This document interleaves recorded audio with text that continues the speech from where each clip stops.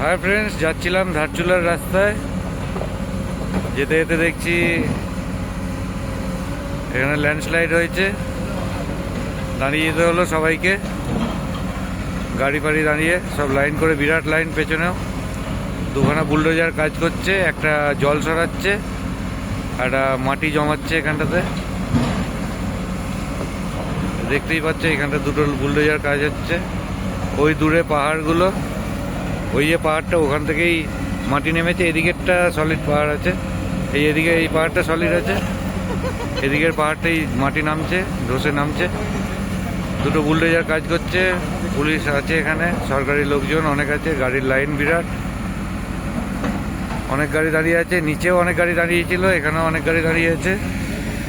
দেখা যাচ্ছে পেছনে, জানি না দেখা যাবে নাকি, না দেখা যাচ্ছে না গাড়িতে।